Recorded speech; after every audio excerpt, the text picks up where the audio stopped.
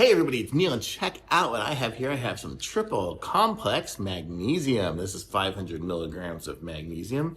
I guess it has glycinate and citrate and molate in there as well, or malate, something like that.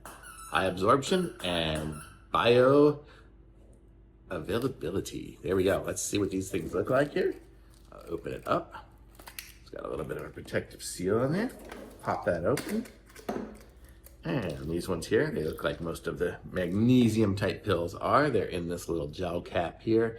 It's like a flexible little one there.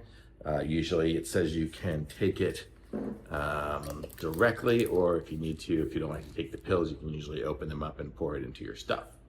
So it doesn't have any sugar in it, so that's nice. The serving size is 2 caplets. So this one here comes with 120, so that'll last you 60 days of taking magnesium. So there you go. If you need some magnesium, this seems like a good option for you. So I'm going to say that's a good one. Thumbs up.